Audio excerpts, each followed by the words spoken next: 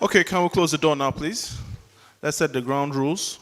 Phones on silent, minimize movement, and as much as possible, let's all keep the place calm while the presentation and also the briefing starts.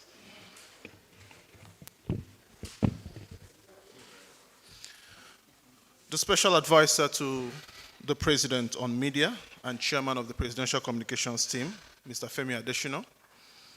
Our resource person for today's briefing, the Chief of Defense Staff, General Lucky Elonye Onyenuchia Irabor, CFR.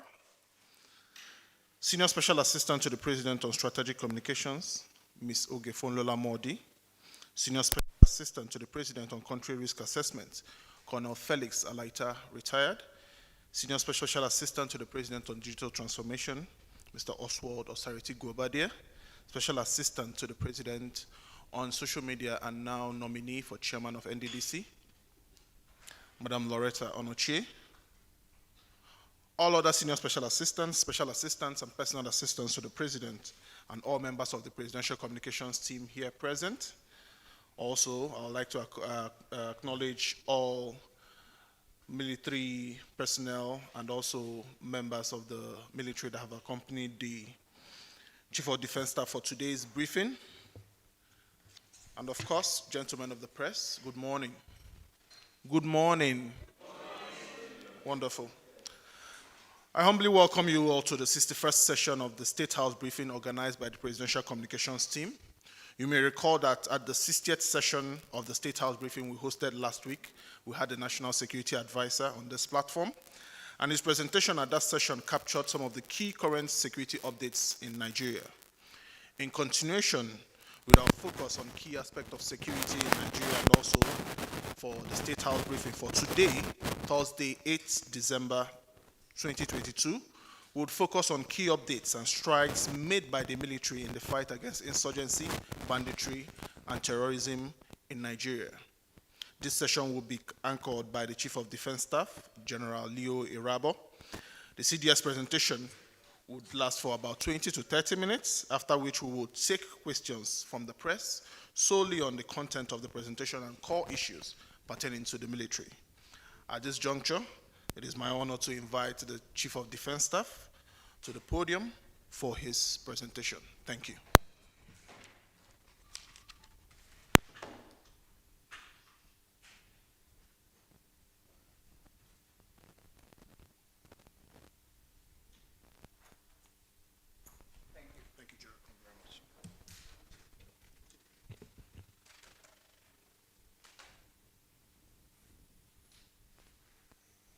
Is there a remote or something? Okay, now, yes, the Special Assistant to Mr. President Media, who is also the Chairman of the Presidential Media Interaction.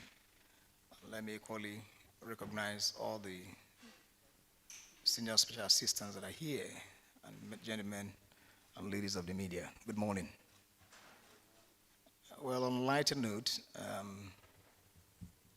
maybe Chairman, we need to take note of those who came late. And I think they should also serve some punishment.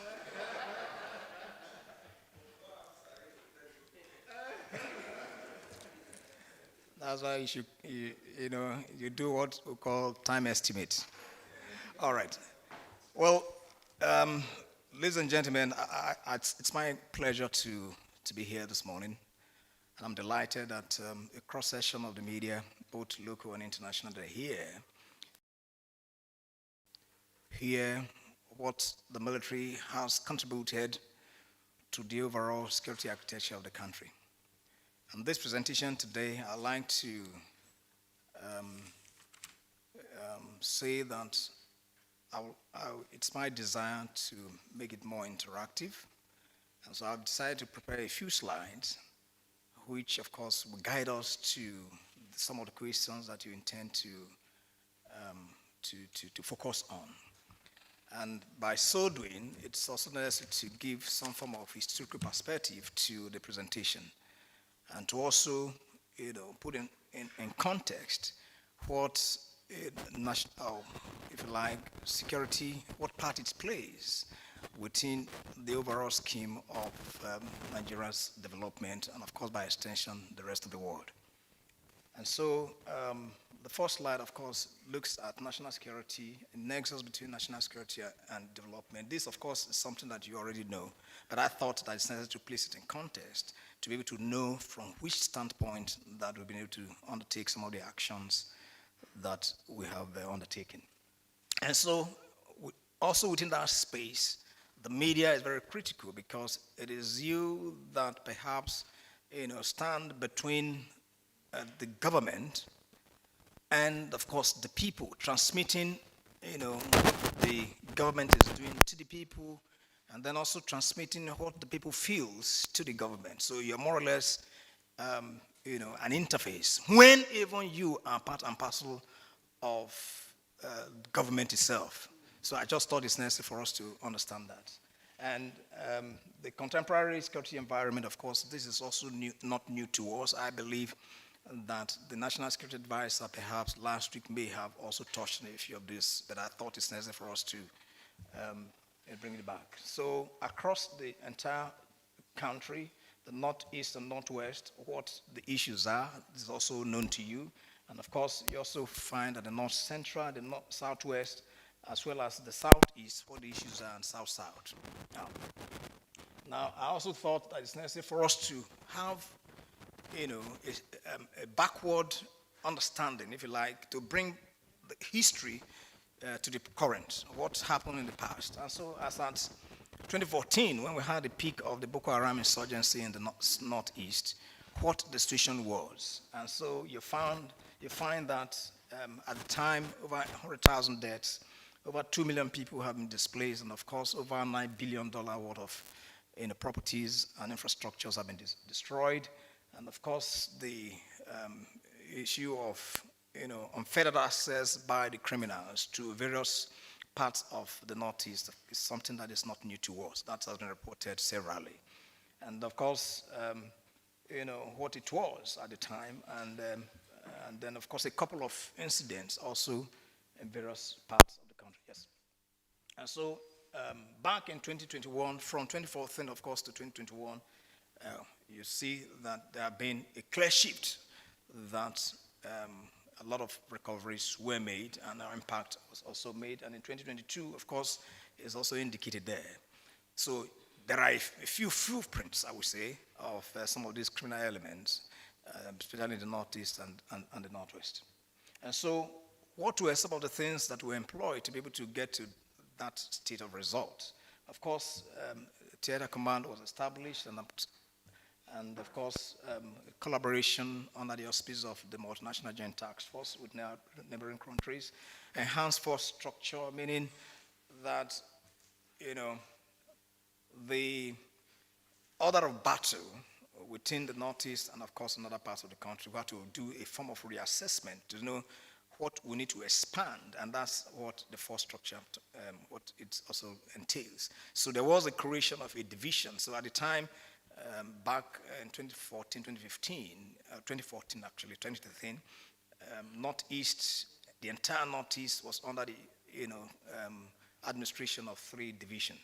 And so because of the growing threat at the time, it was not necessary to be able to create more divisions and then more brigades and more battalions. So that's what the force structure actually speaks to. And of course, at some point, we had to have even 3 divisions. At the time when I was theater commander, there were 3 divisions clearly that were in charge of operations within the Northeast. And of course, as we improved, we needed to reduce them. So currently we have 2 divisions in that sense. Employment of non-kinetic measures, we also felt that it was necessary to understand that problems of that nature, being of internal security nature, that you need to have soft power elements to be brought on focus. So we escalated the non-kinetic measures, which of course in the general parlance you talk about winning hearts and minds.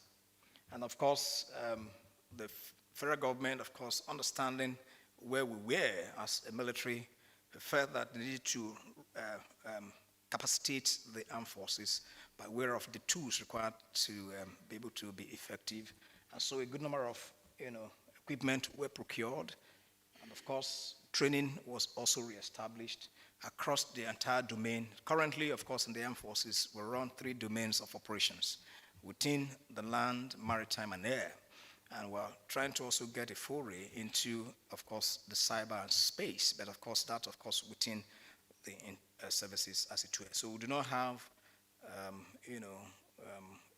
if you like, a force of its own that you could say operate in the 4th and 5th domains. But currently, we are within 3 domains. And of course, we had to also undertake massive recruitment, and over the past couple of years, we've been able to increase our strength for the Army about 55,000, and of course for the Navy and the Air Force also increasing to about 3,000, and of course about 2,500 respectively.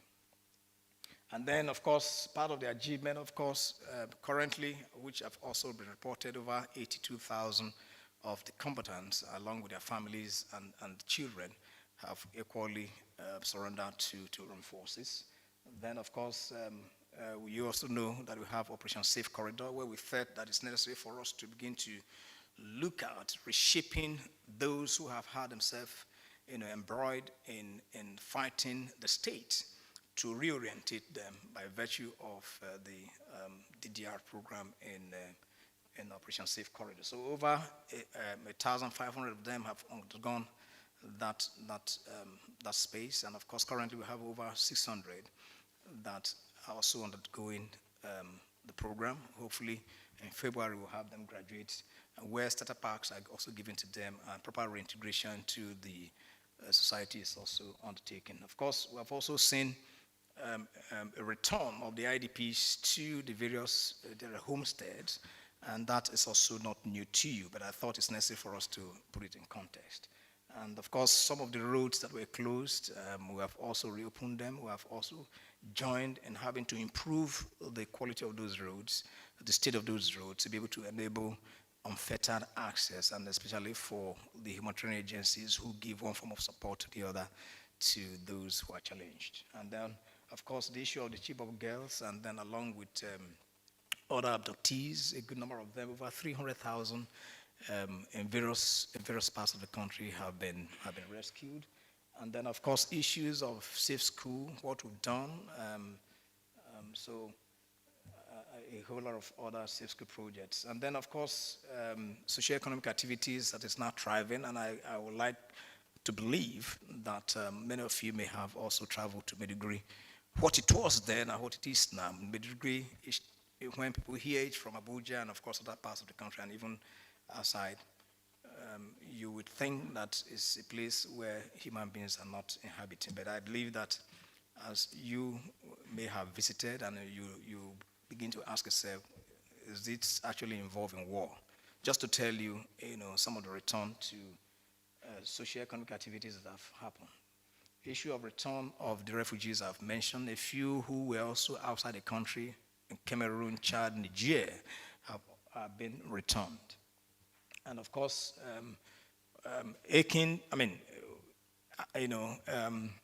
added to, of course, the deployment of the troops, you needed to also make their living conditions improved upon. So many accommodations have also been constructed by virtue of the resources provided by the federal government, and both Navy and the Air Force, to be able to improve the quality of life of the personnel. Of course, we're desiring more, but just to let you know, quite a lot has happened.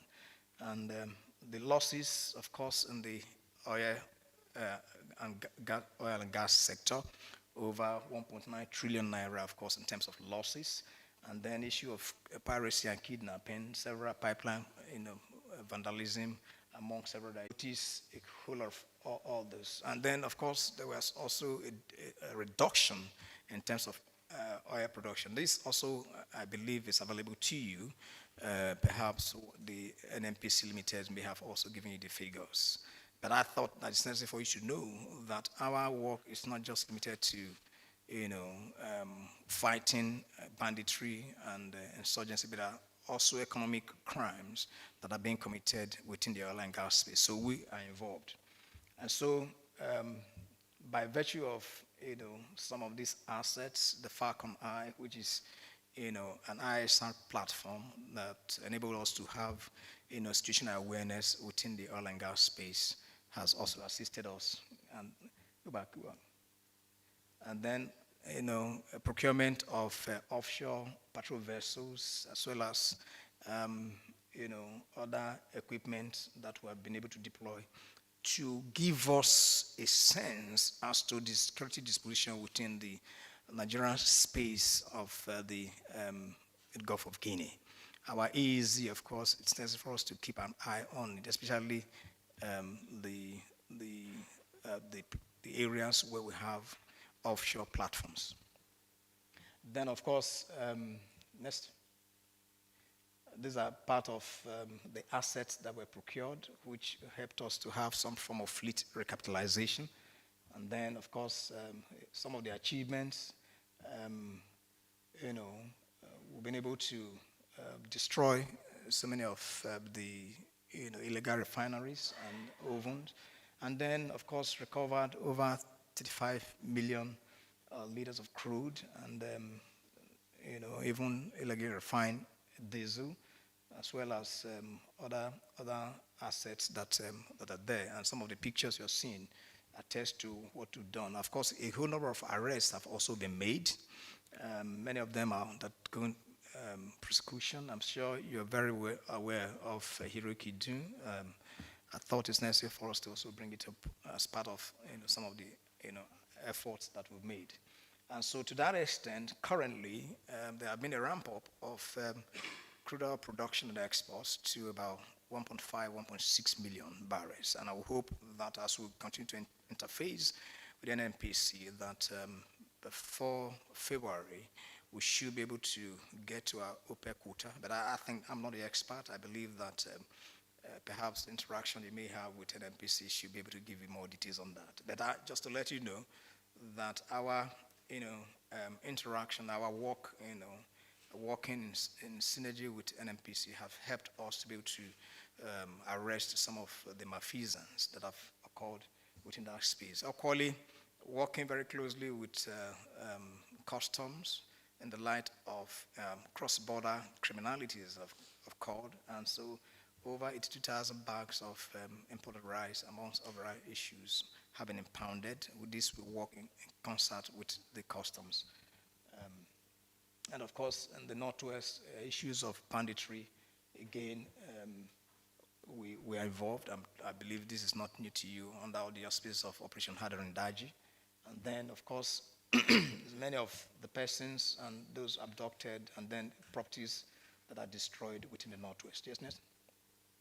And then, of course, to be able to get to where we are within the Northwest, we have to also, enhance the force structure to look at the OBA, that is order about to then reshape it, restructure it, which has helped us to make improvement. Of course, we also leverage on technology as part of the assets that the federal government, made available to us. We've been able to get a few, technology-enabled platforms that has given us greater efficiency in our operations. And of course, enhancing the conduct of kinetic operations, employment of non-kinetic measures also, amongst several other strategies that we employ. Yes, please. And then for that reason, over 362 bandits have been neutralized, recovered over 156 AK-47 rifles, and a great number of cache of ammunition. And then, of course, we've been able to also strangulate the logistic resupply route for the criminals, and of course, averted several community clashes, restored socio-economic activities in the troubled areas, and arrested several criminal elements, including those who deal in drugs, as well as arms and ammunition. Then, of course, for the North Central, this is also not new to us in terms of the criminal activities. So, next. Again, within the North Central, what have we done? We looked at the force structure, and so you have different operational engagement within the North Central. um, you have, Operation Y Punch, as well as Operation Y Stroke, as well as Operation Safe Haven, which, of course, are in different parts, looking at the peculiarities of the areas of responsibility of these operations. As you know, across the country and across the geopolitical zones, the criminal activities are not uniform. They are peculiar. There are some, of course, that cut across, but there are also other criminal activities that are peculiar to geopolitical zones. And for that, we've been able to ensure that IDPs are back to their ancestral homes. Those who are kidnapped are rescued. The militia camps, of course, are also, destroyed, and of course, arrest of gun runners, among several other issues. Yes. And then for the Southwest, you know this, um, um, that there is a pipeline that runs from Atlas Cove through to Mosimi, and that actually is for products. And so criminal elements have had to tamper with that right of way, building close to the right of way, and then ensuring that they use those structures to carry out illegal activities, siphoning of these products that have been for quite a number of years. And for that reason, Operation Awasi was established that have also helped to reduce the cases of this madness. So this is why you may not have been hearing of some of those actions with respect to losses of products along that line. So we've also engaged with issues of agitations, and we worked in sympathy with the police and other security agencies to douse tension along that path. And of course, kidnapping and cultism, very rife in the Southwest, that we have also has formed part and parcel of what we've contended with over the years. And of course, to do this, again, reorganize and then, the force composition as well as leadership, heightened operational engagements, of course, engage the media, just like we're doing today, and also, engage in real-time intelligence platforms to be able to undertake these actions. That's how we've been able to, the entire 72-kilometer right of way of the NNPC pipeline has been secured very, very significantly. And of course, the dugout was used for siphoning. We've also, not only did we discover, but equally destroy them, and the stolen products. And then what we also found was that because of the heightened activities within the South-South region, many of those criminal elements decide now to be stealing the crude and taken to the Southwest to also refine. That also observed, and we had that curtailed.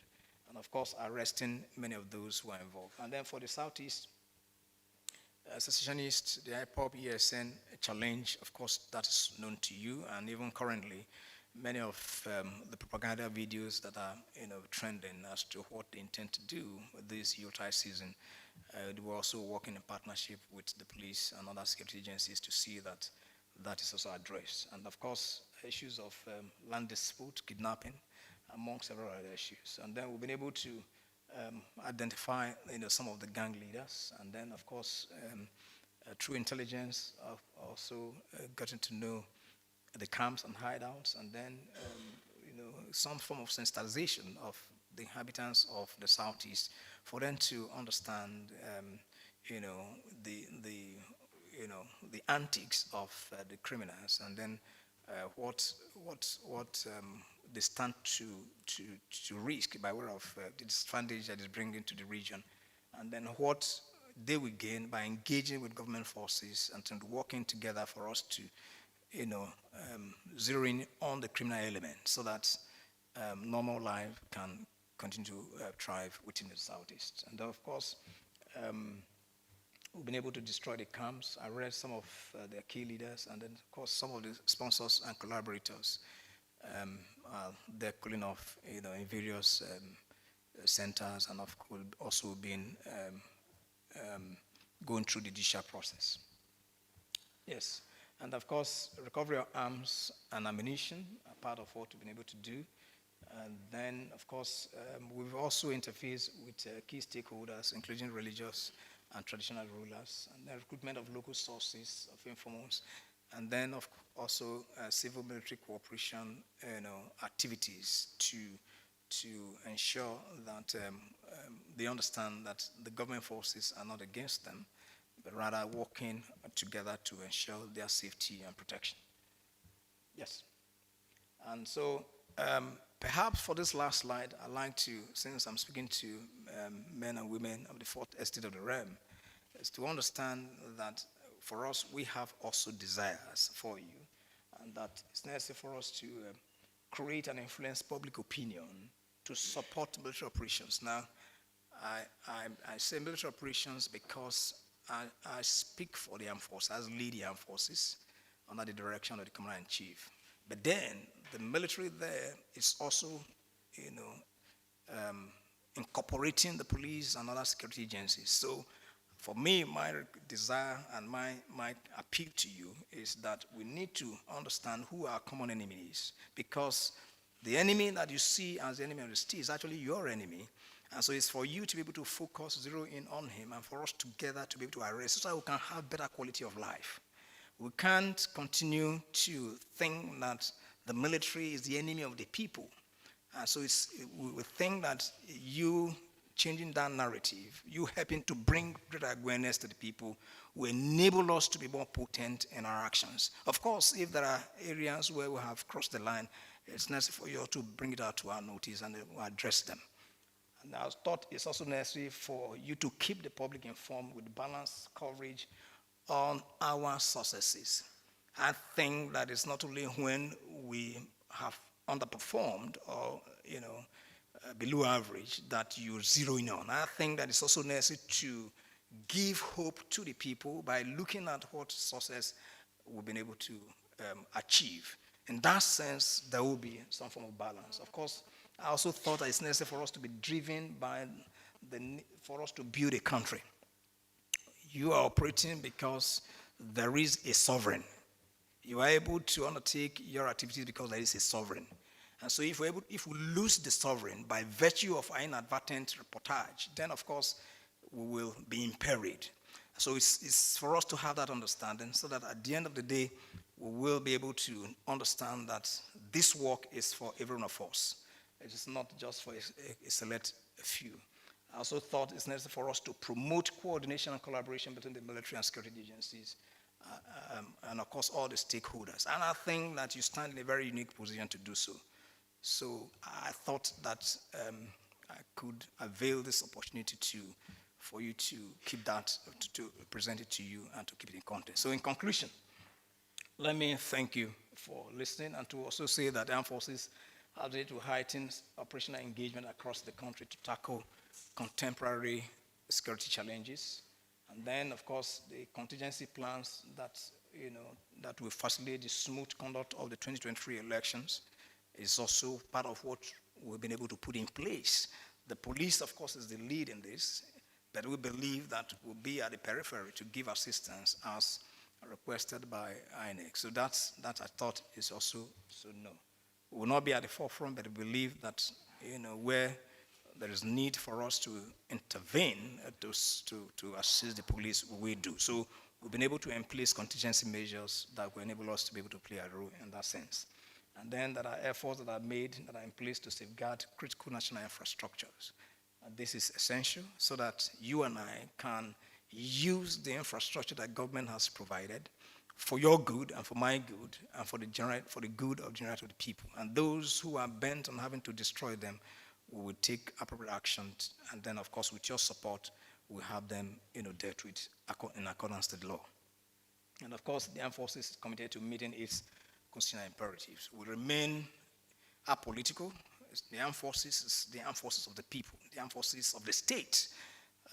We remain apolitical, and we also remain subject to civil authority. The armed forces, as we have it and I lead, is armed forces that is totally subordinated to the Constitution of the Federal Republic. So my commander-in-chief, of course, you are subordinated to him and to also the Constitution. The Constitution empowers the commander-in-chief to give direction to the armed forces, And I just thought it's necessary for us to have that, understanding and that confidence that the armed forces is totally subordinate. So on that note, let me thank you for this privilege, and I look forward to answering all your questions. Thank you.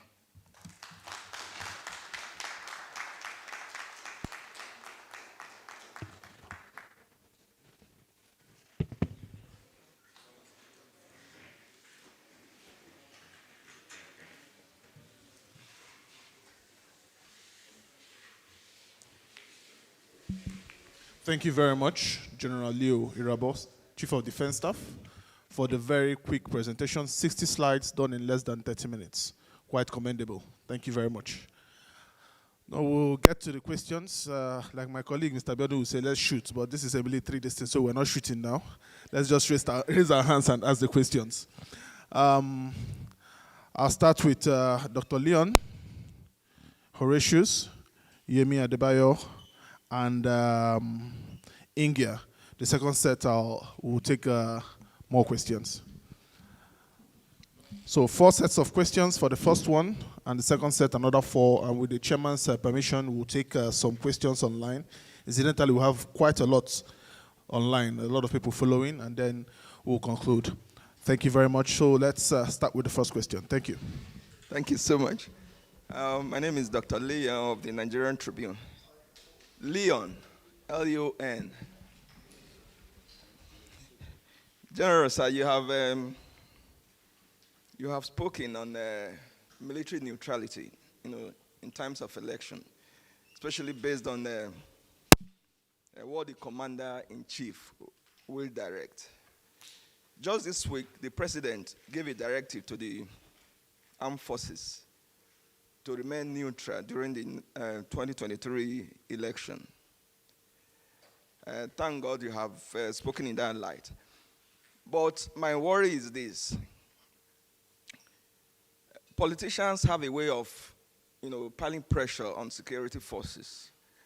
And we are witnesses to some of the things that occurred in the past exercises, where some military officers were used, to try to compromise electoral exercises.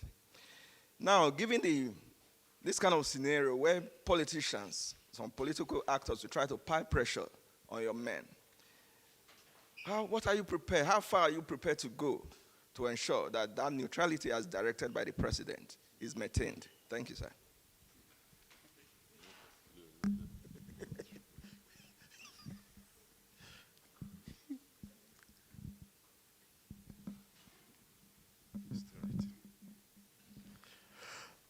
Good morning, SA General. My name is Horatius Egwa. I write for the Bridge News. I have an intervention then and a question. Intervention and a question. First of all, you did appeal that the media should cooperate with the military in dealing with the issue of terrorism and other social vices. But I don't think you have engaged the media by way of training, bringing experts from countries that have had experiences, like Pakistan, the US, and bring the media and train them properly on reporting adequately on the issue affecting terrorism. I congratulate the FG for what they have done in the Niger Delta so far. The oil production has shown up, and the government is happy about it. My question is, the issue of terrorism has eaten up so much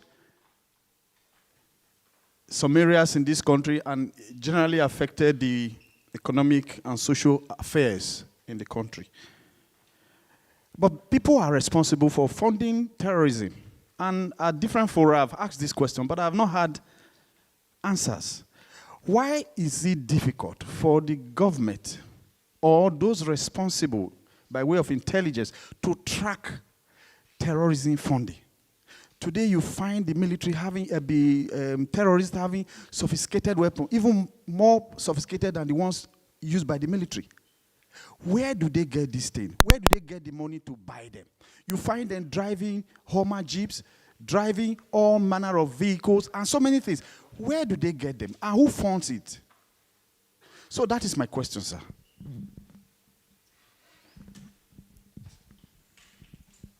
Serious, morning, sir.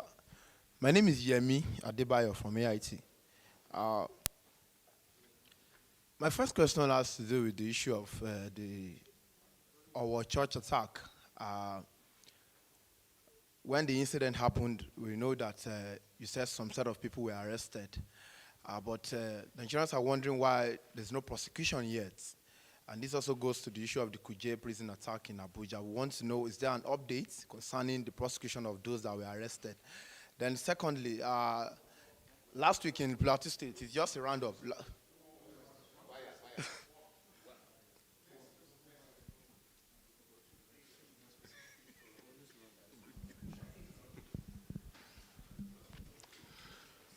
Good morning, General. My name is Aonduna Ingia from Silverbird Television. Aonduna Ingia from Silverbird Television. Aonduna Ingia. So there's this general belief that whenever we procure hardware from most of these developed nations, there are quite a number of conditions attached to them. And sometimes these people could decide to not sell to Nigeria, and that could put us in a very bad situation. So how much has the Nigerian military committed to research and development? You know, just like they say, necessity is the mother of invention. And if that's the case, have we seen, is the Nigerian military open to private entities also helping in investing in the area of research and development? Thank you.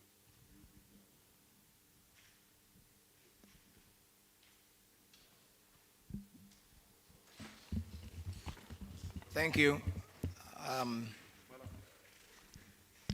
For all the questions that have come in, I'd like to appreciate every one of you that have asked the question. Starting with Leon, I'm glad that you reiterated what the Commander-in-Chief said, or his directive to the armed forces.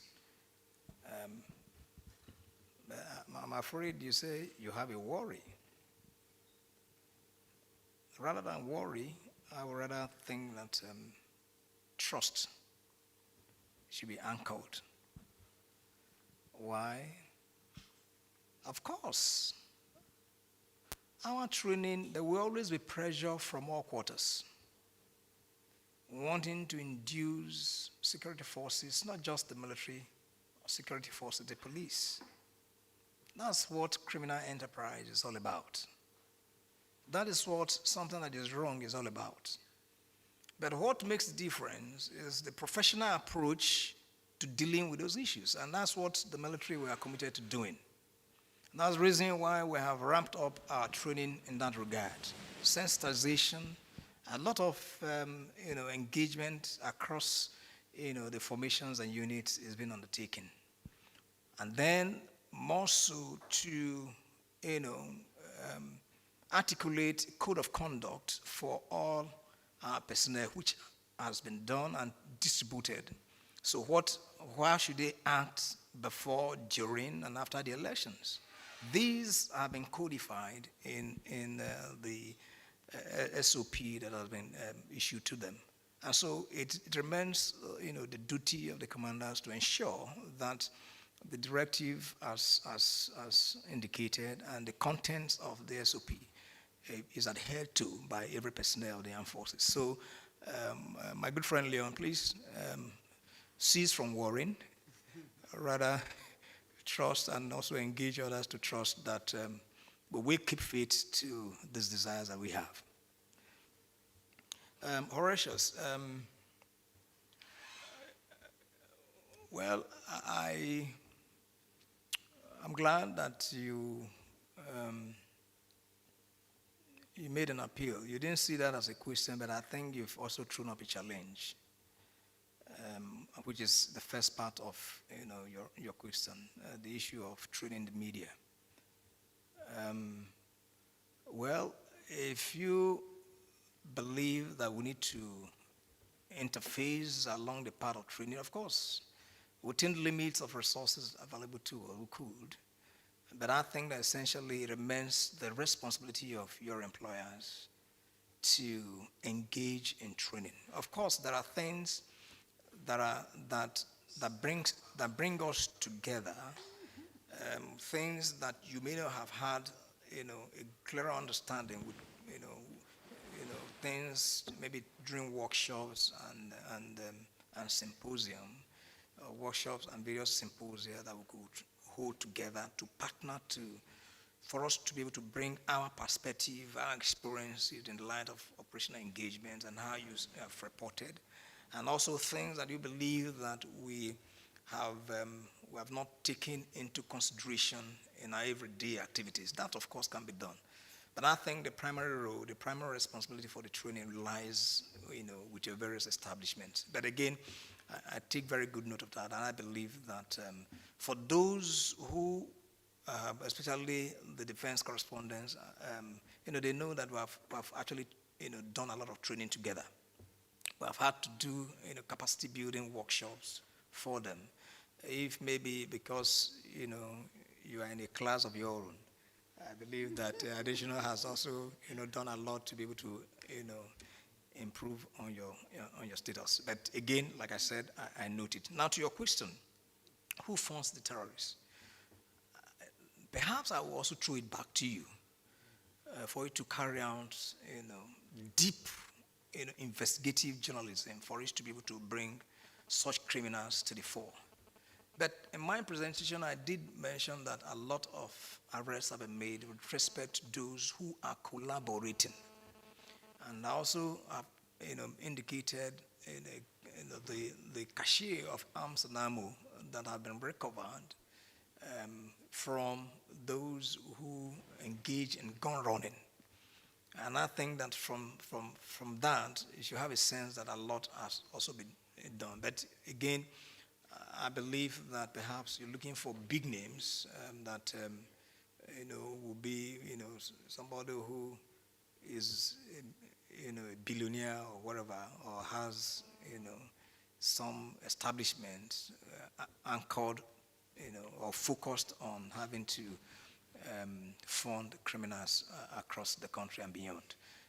Again, like I said, please help us if you can undertake such, assets, because when we talk about intelligence gathering, it's actually not just, it's not that there's a collection of people who do that. It's every one of us. But then, the information you provide, of course, there are experts that will synthesize that information to bring out operational intelligence from them. But of course, if there is no information, what can he synthesize?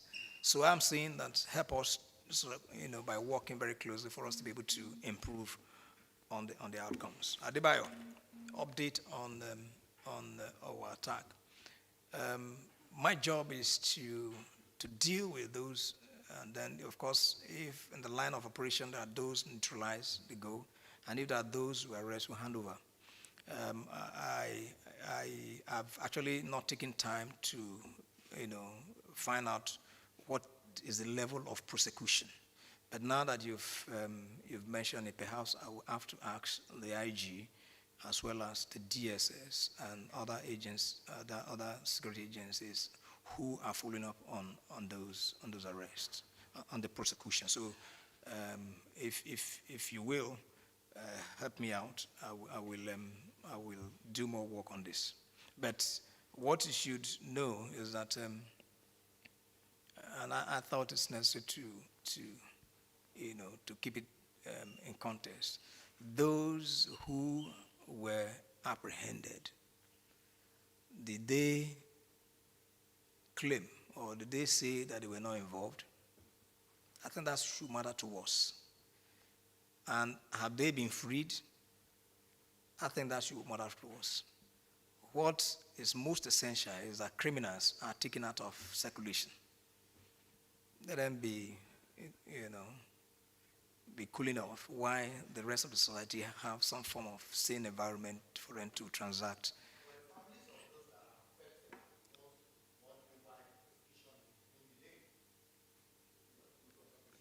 Right. I've just told you that I'm not in charge of prosecution. So I'm just trying to, the addendum to the answer I gave you was only to the effect for us to reason together because we want a saner society. That's the reason why I said that. Okay. One donor. Yes, part of the presentation that I made, you would have seen, the outcome or the output of our R&D. The output of our R&D is part of, some of the equipment that I showed in the slide, and even the write-up also indicated that as also. I may not have, mentioned it, but of course it's right there. But of course, it's not sufficient. I'm sure you also know that the federal government, established a committee, I'm a member, where we've been able to look at how we could increase on our military industrial complex to aggregate the assets that are currently available, both within the military and of course outside the military, the industrialists, what can they bring to the table so that we could expand the local production of our hardwares. That, of course, has been done. Of course, the impact may not have been, phenomenal, but of course, we're on the right path. But we can't say that until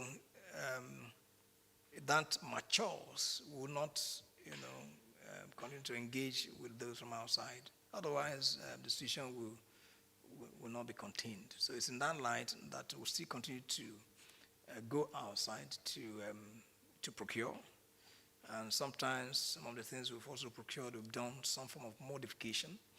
There are a lot of ingenuity that has been brought to bear as to some of the assets that we've deployed in our various front lines to make the impact that we've made, to suit our environment. But of course, some of those are not things which one can come to the media to begin to let you know. But all I can say to you is that yes, R&D is being focused on. There are so many R&D outfits within the military and outside of the military. There are a lot of engagement. There are conferences, workshops that enables us. And I'm sure you were at Naseni the other day. I saw that Mr. President commissioned an edifice. You also saw what Naseni is doing and some of the pronouncements of the DG.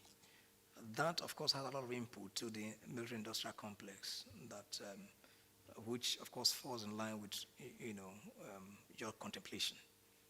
So we're on the right course. Thank you. Okay, the next four. For the next four, we'll start from the back.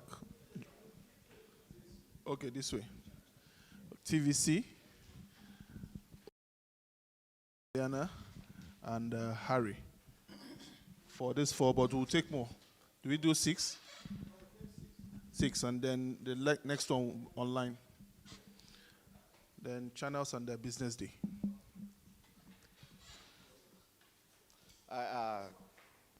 Good morning, General. My name is Femi Akonde from TVC News.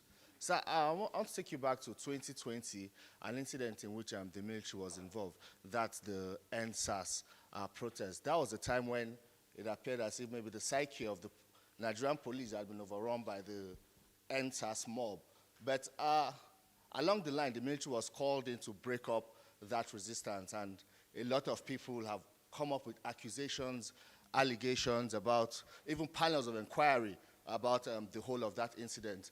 But my question is, when will the armed forces... What of many Nigerians has to do with a new report by Reuters, Reuters, World News Agency, accusing Nigerian military of involving in massive abortion program in northeastern part of the country.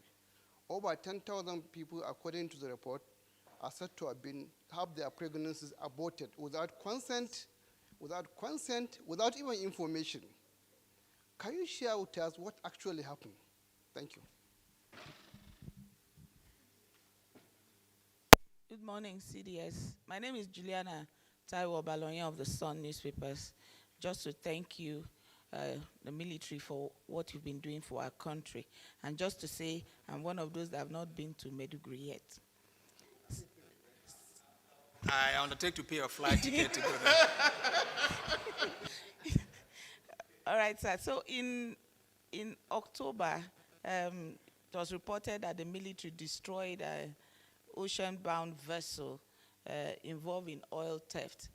My question is, and with Nigeria being part of those fighting issue of environmental degradation, as well as climate change and everything, the military seems to be contributing to the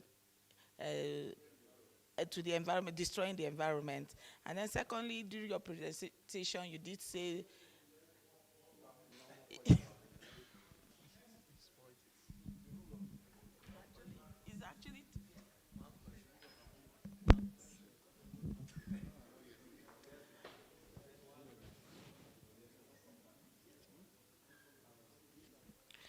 Good morning, CDS, and good morning, everybody. My name is Harry Aworumibe. I report for Prompt News. Sir, I'm interested in what the military is doing across Nigeria, especially in the Niger Delta, as regards to oil theft. And during your presentation, you made a lucid illustration of what the military has done there by, destruction of illegal refineries. And my question is that why can't the federal government, tap into the ingenuity of these illegal refineries, because I, for one, for days now, have been sleeping at the filling stations without getting a drop of fuel. And these are guys, Nigerians, who, have used their ingenuity or expertise to refine oil, to refine crude oil, to get PMS, kerosene, and diesel. So why can't the federal government tap them, put them in legal refineries, since an NPC cannot refine, and these guys are refining oil, so that we can get petrol to come. That's why many of us came late here today. Thank you.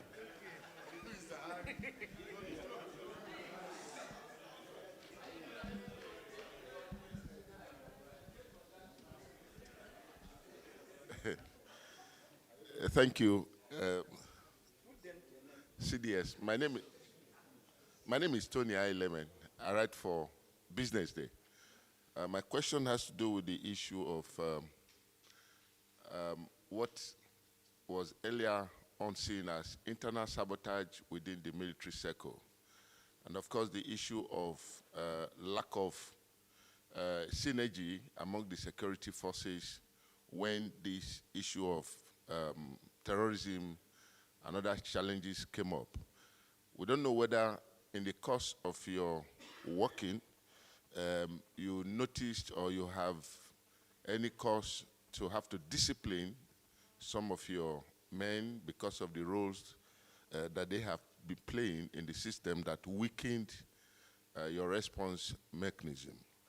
And you did mention that we have 1.9 trillion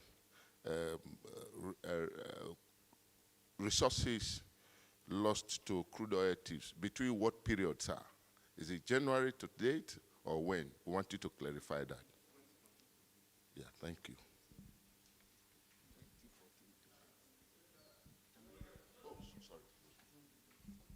Okay, good morning. I'm Gloria Omezuke from Channels TV. My main question has actually been asked because on the issue of illegal abortion, it would be remiss of us not to actually ask that question, so we're expecting answers. But in another question, I just want to quickly know, you said 300,000 hostages has been freed from across the country. What timeline are you speaking of? Thank you.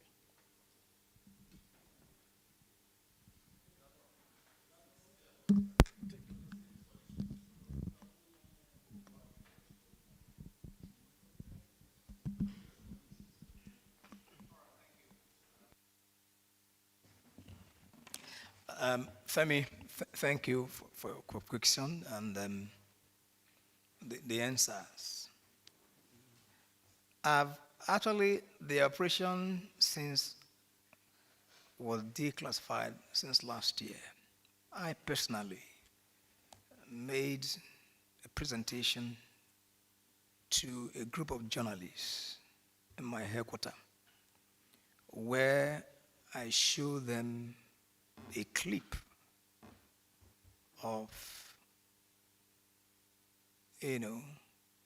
what transpired from the beginning to the end, which was not even recorded by us, which eventually, through the presentations made presented at the investigative panel of inquiry, which was analyzed, and because that was not available to the entire, citizens, we made it available and showed them. We took time to look at the issues stage by stage.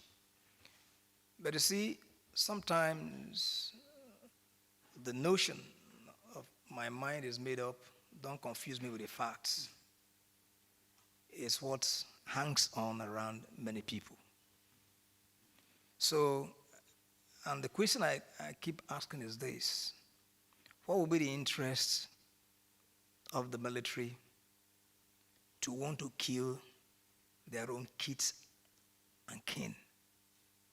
What is the interest? It's the same, narrative when people would say, look, we've engaged in certain practices against our people. The armed forces were pupilled by men and women from the 774 local governments of this country. And there is no single unit of formation where you have only a group of soldiers coming from a particular part of the country. So what will be the interest? I think that sometimes the consciousness of our people, what has been transmitted into their consciousness, perhaps it might be necessary for us to interrogate them, and then see how we can reconscientize our people to know that we are in this together. There's nothing. What do I stand to gain? Yes, I'm the CDS. And I know the officers and men that I lead. I know what we have transmitted into them by way of training. The fundamentals, our operating principles, our ethics. So, what you don't know, don't make allusions. And I think that I will also join to appeal to you to, real conscientize people, for them to know that the apparatus of the state, in terms of looking at issues of security, they are for the good of the people. They are not against the people, they are anti-people. So, there is no way the military will go out to go and shoot people the way they did. No, it's not possible. It's not possible. We won't do that. And it was not done during SARS. Record show. But again, if you have problem with a regime, just confine your problem with a regime, but not government. Let's get it right. There's a difference between a regime and government, because you are part of government. And this is also what the media must also help to illuminate. There is nothing like partisanship when you're talking about governance. No, it does not exist. Government is government of the people. There is no regime, there is no partisanship in government. But of course, regimes have is partisan. Why?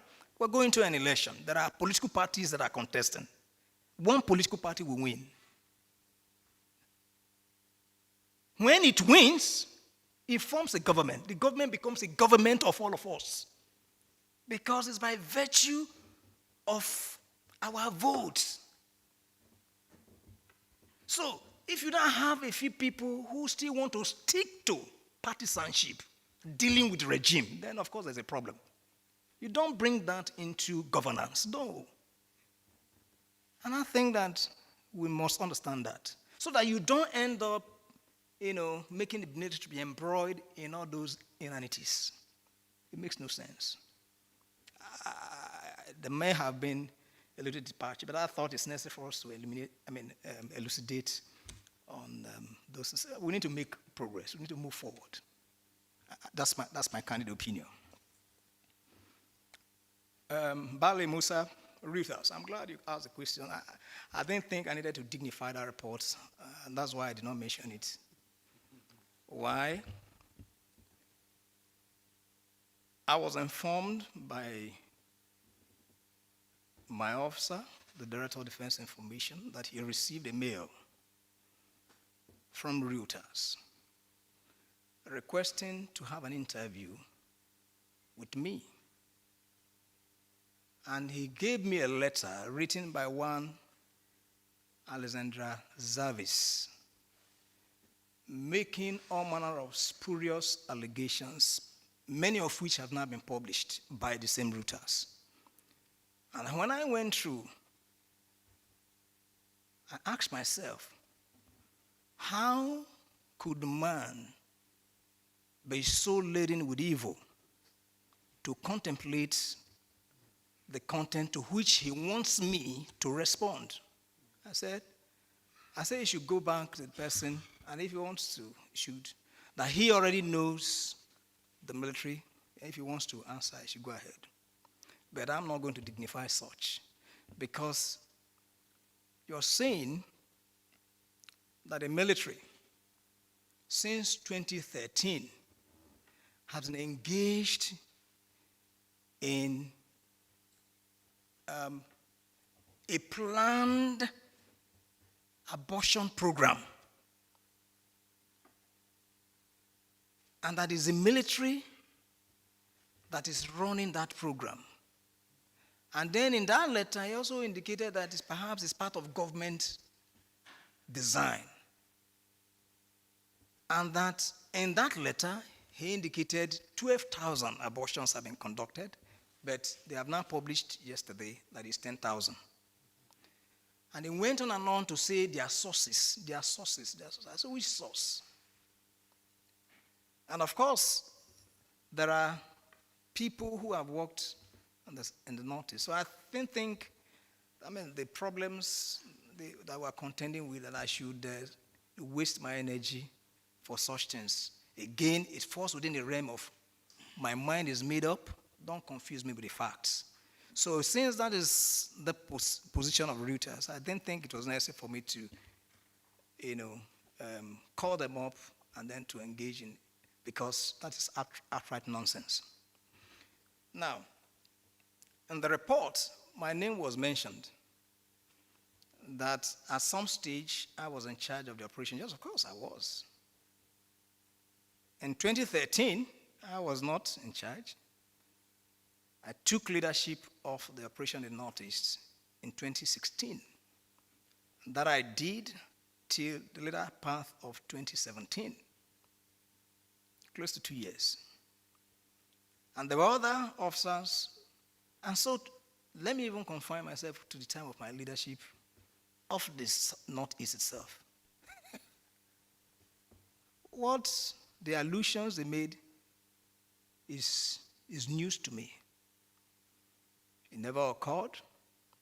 I never saw anything like that, both from the detention center in Giwa project, than to malaria cantonment where I lived, where we have 7 Div Hospital. That was our major hospital for the treatment of our personnel and their families, and especially the wounded.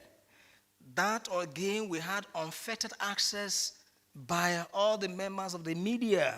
I recall the engagement I had with the media, all true, and I take them there to all the wards, except, of course, the mortuary that we were trying to build at the time. The whole essence of having to have that kind of engagement was to say, look, this war is real. The deaths and the wounds inflicted on our troops is real. Please come and see, because we need you to work with us to be able to make, and I'm glad that it paid off. And that is why today, this Northeast, sanity not only has it returned, we have continued to play our path. Now, of course, we are not unaware of the fact that there are extraterritorial elements who really do not want to have us live in peace, who really do not want us to move forward. I am also aware that, of course, the war economy has affected a good number of people, and so that now that we are making progress, they think that status quo ante, we need to return to it. So those inanities by Reuters, in any case, you said you would interview 33 women over a period of how many years? 2013 to date. And then you were able to conclude, what kind of extrapolation is that? That from 33 women, you're able to get 10,000 abortions that have been conducted. The report claimed that there are some soldier security personnel that were interviewed. Who they are, I don't know. Come on. Come on. I think that I'll leave it to you to do the interrogation. I'm here. And in any case, the report also indicated that Reuters, I'm sure one of you are here. That's Reuters in front. Oh, Alex. oh, Rahim? It's recording. I see. My brother, were you involved? The man is here reporting for Reuters. He was not involved in an investigative journalism. I do not think that because the report did not mention his name, and you have some elements outside the country who were able to interview those within the country, and then he came up with a report. Well, again, I'm a Christian. What the Bible tells me is that the heart of man is desperately wicked. Who can know it? So I am, by this, I now understand beyond what I know why that representation in the scriptures. So, but again, I'm not going to be deterred, and I don't think that any of my officers and men are deterred. We work as part of the security architecture of our country. And I'm glad my commander-in-chief has absolute confidence in what I do and what we do. I believe Nigerians are also giving us the support that is required. And I think Nigerians are better informed as to the disposition of the armed forces relative to the allusions of Reuters, for them to take a stand and to know that certainly the military, the Nigerian armed forces can never be involved in such things. So, my dear brother, please go tell your friends in Reuters that perhaps they may have to do some more work. I'm disappointed, to say the least.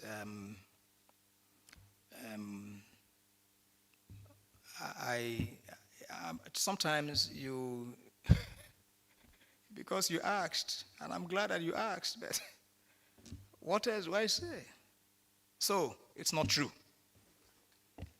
Juliana.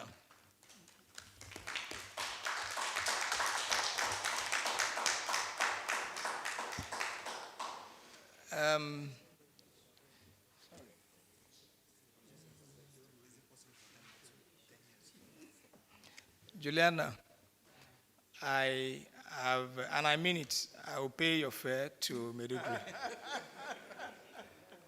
Sorry that you couldn't ask your second question.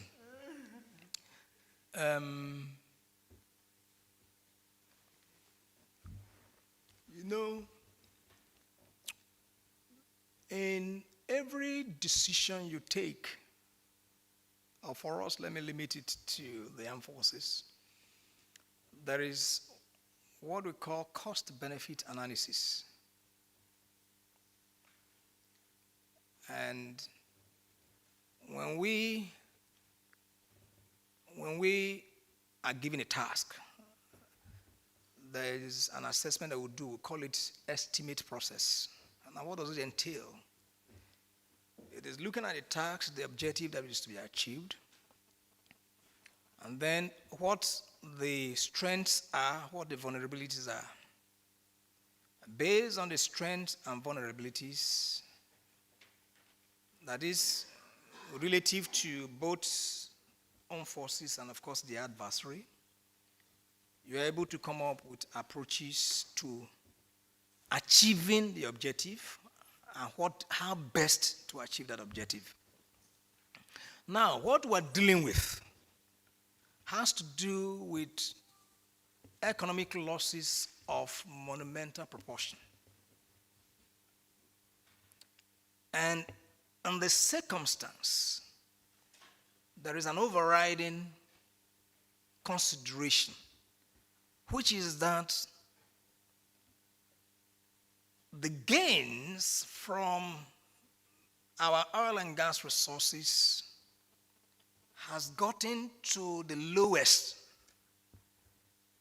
within our history, for the period of our history. And everything must be done to be able to ramp it up to at least a minimum. And so that became the overriding consideration for us to take the extreme measures that were taken. And I think it's paying off. Yes, the action, of course, of destroying that motor tanker with its products may have contributed to the degradation of the environment, but of course that's minimal. And there are remedial measures that can also be done. But if we do not, there is no remedial measure that will bring back the losses that we've gotten. But that destruction, we can still remediate. So, in sum, I do not agree that we have, by virtue of our actions,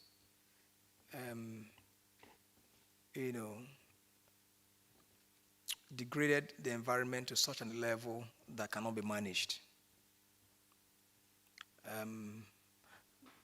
We want to get to a stage where we do not even need to make any destruction at all.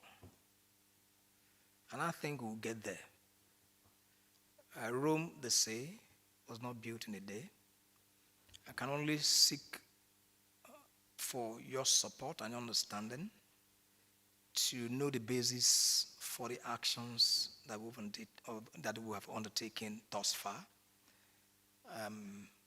I believe that as we fine-tune the processes, as we make greater gains, then of course many of those observations will not be made. Harry.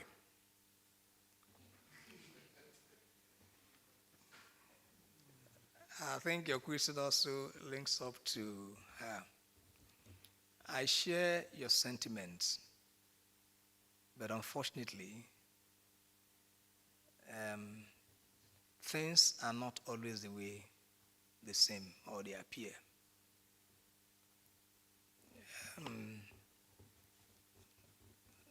The ingenuity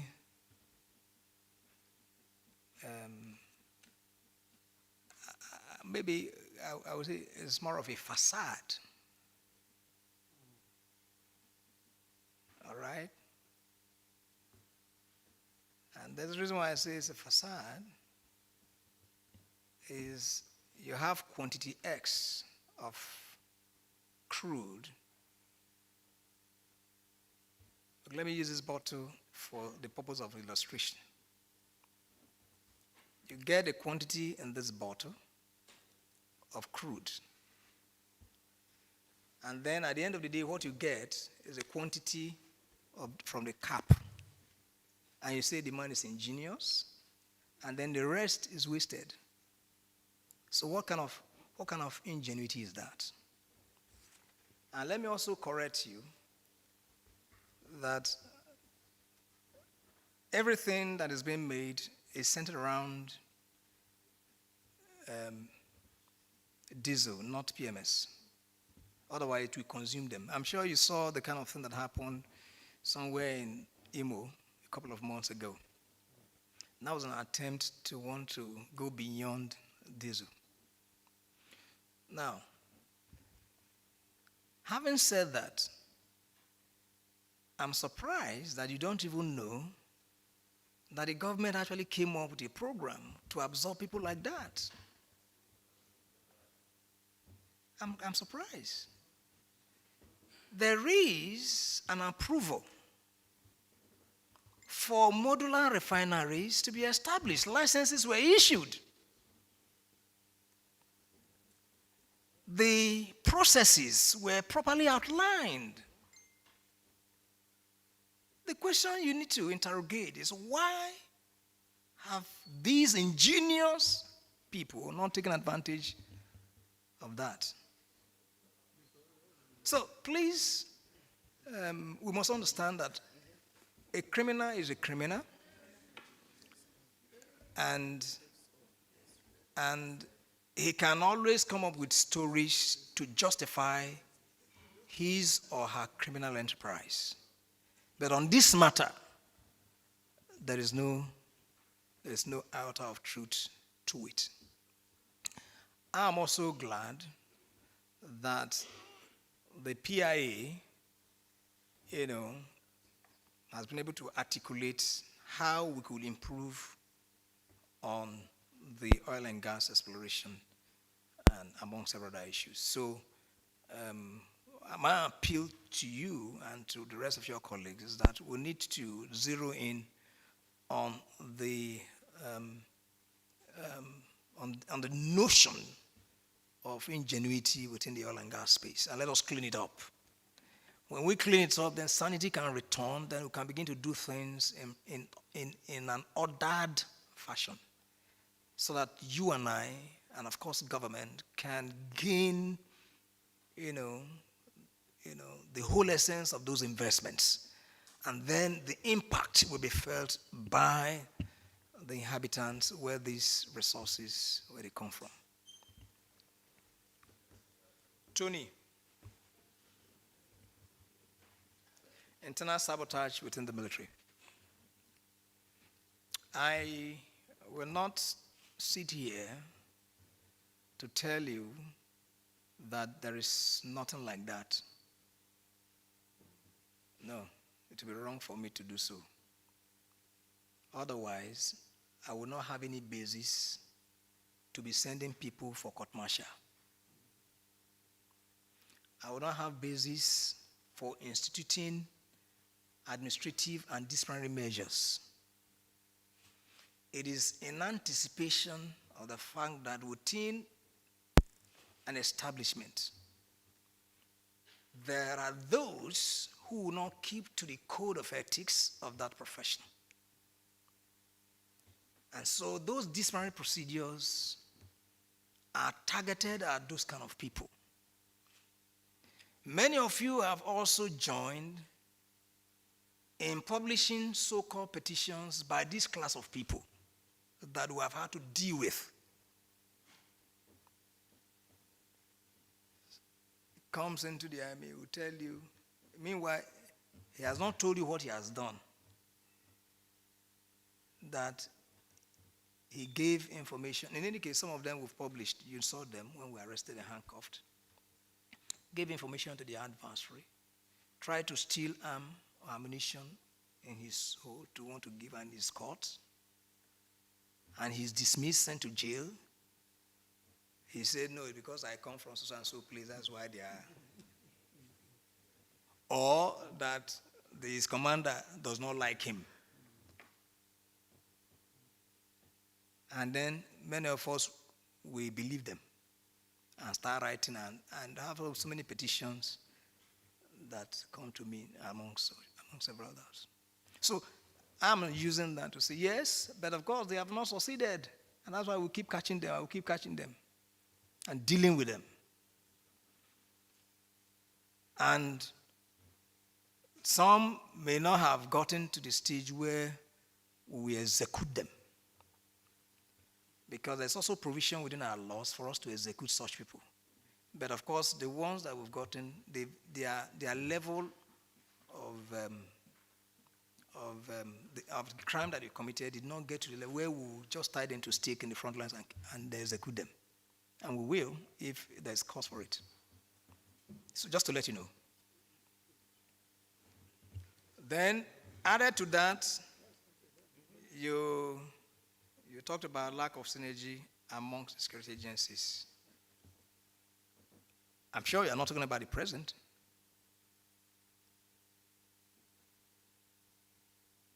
I'm sure you're not talking about the present.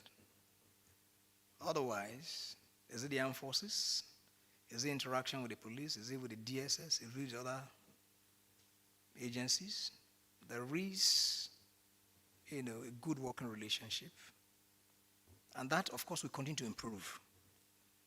Understanding that there is an expertise that each and every one will bring to the center within the ambit of the security architecture of the country. There's no one establishment that is jack of all trades. No. There is a content you bring, another one brings another content, and then when mixed, that gives us the right outcome. And this is precisely what we're working on. I'm glad and I feel very proud that many of the illusions that we've had in the past, they have been eliminated.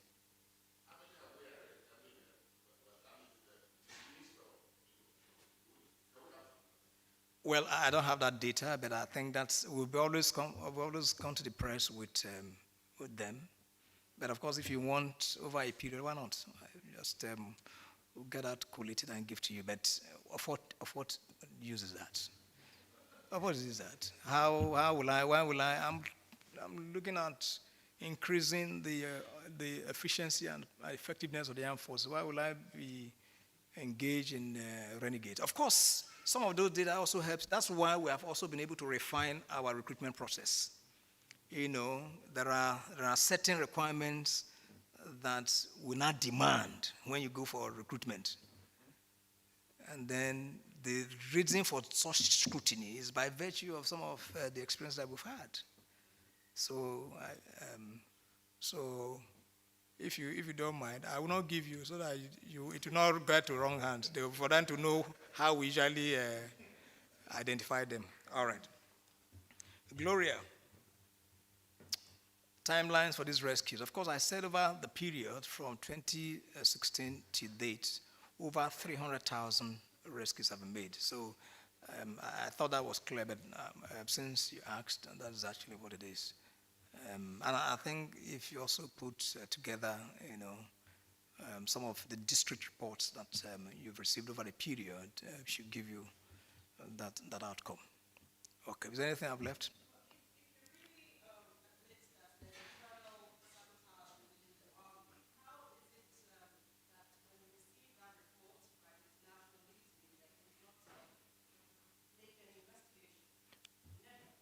No. That's not true. That's not true. We did. It's like now, you accuse me of, today I came from my house to the State House. Now, you go out and accuse me that I was in my office before coming here, and you say I should investigate. How do you investigate what you know that is not true? I am here. I can't be in my office at the same time. I don't know. I mean, the context, I'm trying to use that, to explain to you. I don't know whether I get it. And in any case, there are also some journalists who have also done some work In any case, we have over 120 NGOs. I say 120, a bit 250 NGOs in Maiduguri. They work with us. Not just with us, with the state government, the Borno State, Adamawa, Yobe. And they don't know, including UN agencies. Or is it UN agencies that are involved? I don't know what that means. This is the point I'm making. You don't investigate what is not what you know is not true. I know my house. I know my house. I live in my house. You will not tell me that in my house there are rooms that are not occupied. And you say I should investigate. I don't know, that's the point. That's the point. All right, thank you.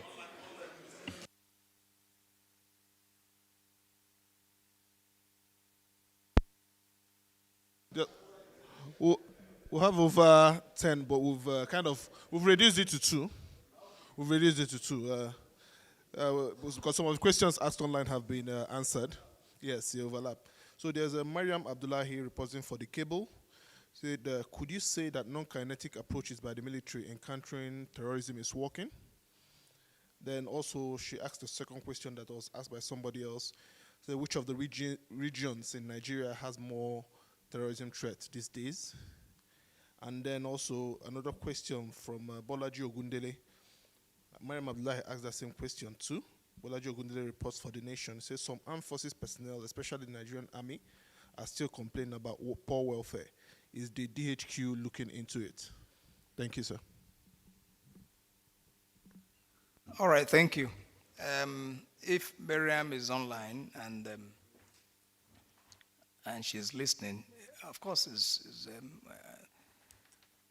non-kinetic approach, of course, is working. It's working very well, and I alluded to it in my report. And I think that this is what actually we want to see escalated. Military ordinarily should not be involved in internal security issues. But the Constitution provides for where it gets to a level that the civil security establishments are not able to contain, the military will come in. And so this is why we have also felt that some of the work we've done should be leveraged to bring to resolution of the problems in whichever part of the country that they are currently. So non-kinetic, of course, operations is working, and I think is the way to go. And I believe that very soon you don't see, the number of military men, up on our streets engaging in some of the operations that we're conducting. This is our desire, so that we'll focus more on preparing for the war of the future. So yes, Miriam, our non-kinetic, operations, they are working very well. Which region has more terrorism threats? I think that's a question we would have asked the National Security Advisor when he made his presentation. Let me see. In my presentation, I alluded to the fact that there are peculiarities within the various regions of the country. Of course, there are traces of, some across, but the proportion may not be as others. But of course, every region of our country has one form of criminal activity or the other. So for terrorism, and if you're able to properly define terrorism, then of course, I think that that's something that even the journalist himself should be able to know. But I cannot stand here to say this region is where we have more terrorism. I rather see terrorism as a threat to the nation, because crime is not defined by boundaries. So you could have a terrorist act here or outside of our country, but has more implications on our country. You could have terrorist acts in a remote part of the country, but its impact will be felt in the urban areas. So this is the reason why it might not be appropriate to localize the extent of terrorism. No. Rather, you should see it as a threat to the states. So it's in that context that I would say terrorism, of course, is a threat. It's one of the threats that we contend with, but it's also being addressed. Ogundele, poor welfare. You know, my basic economics tells me that human wants are what? Insatiable. So I'm glad that it says some session. But I know that the armed forces today, we are happy. But of course, as the economy improves, should we desire more? Yes. But we are not an island of ourselves. We live also within the society. So I believe that the matrix of determining whether the welfare is poor or not must be properly contextualized within the society. And if that is done, we and the armed forces feel very much happy with our disposition. And that's why we're working seriously. And that's why my good friend, what's her name? Juliana. This is the reason why we are working, so that not only do we get our OPEC quota, that problem eliminates, so that government can have more money, that we can now say, look, we need our welfare to be improved upon. Thank you so very much.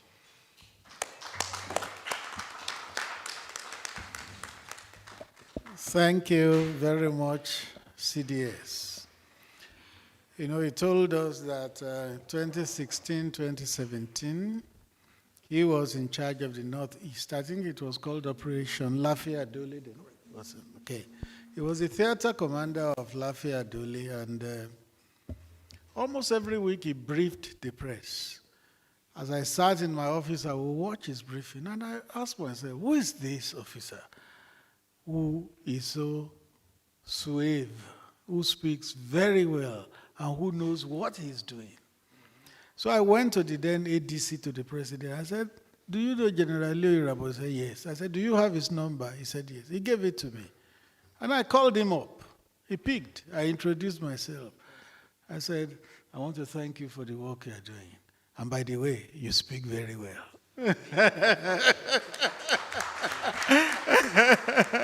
So that is what he has displayed here again today. And later I got to know that he's an ex-Ife. So great, Ife, if you are great.